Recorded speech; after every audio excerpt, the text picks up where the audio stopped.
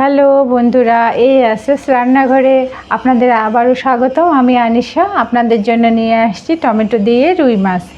আমি দেখুন রুই মাছগুলোকে কি সুন্দর করে কেটে ধুয়ে নিয়েছি এবং এর মধ্যে লবণ হলুদ মেখে আমি ভেজেও নিয়েছি। এবং সেই তেলের মধ্যে আমি দিয়ে দিচ্ছি 5 ফোড়ন, দিচ্ছি শুকনো লঙ্কা ফোড়ন এবং এর মধ্যে কুচনো কিছু পেঁয়াজ কুচি দিয়ে দিচ্ছি। পেঁয়াজগুলোকে আমি সুন্দর করে ভেজে নেব লালচে হয়ে আসা অবধি, আপনারা দেখতে পাচ্ছেন। তারপরে আমি এর মধ্যে কিছু রসুন কুচি ইউজ করেছি, সেগুলোকে আমি থেতো করে ব্যবহার করেছি যেন রসুনগুলো সুন্দরভাবে এর মধ্যে গলে যায়। এখন আমি এটা লালচে হয়ে আসা অবধি ভেজে নেব। এর মধ্যে আমি দিচ্ছি হলুদ এবং লবণ, আবারও এটিকে আমি সুন্দর করে নেড়ে চেড়ে ভেজে নেব। তারপরে আমি এর মধ্যে সামান্য পরিমাণে জল দিয়ে এটাকে কিছুক্ষণের জন্য রেখে দেব যেন পেঁয়াজটা সুন্দরভাবে গলে যায়। দেখুন বন্ধুরা, এই আজকে যে রেসিপিটি আমি করছি এটি আমার হাজব্যান্ডের অতীব পছন্দের একটি খাবার। এবং দেখুন আমি এর মধ্যে শুকনো লঙ্কা দিয়ে দিচ্ছি জিরে গুঁড়ো।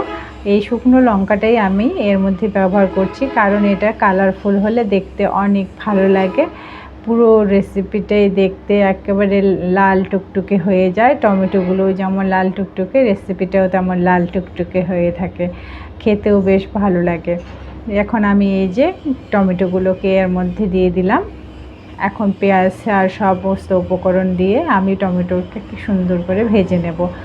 আমরা ততক্ষণ অবধি এটাকে ভাজবো যতক্ষণ না টমেটোটা খুব সুন্দরভাবে মজে আসে।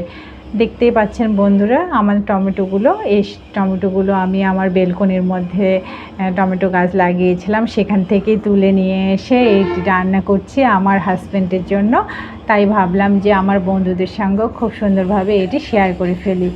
আমি এর মধ্যে সামান্য একটু চিনি দিয়েছি। আপনাদের টমেটোগুলো যদি টক হয়ে থাকে তাহলে আপনারা এই চিনিটা ব্যবহার করবেন, যদি টক না হয়ে থাকে তাহলে এটি ব্যবহার না করলেও চলে।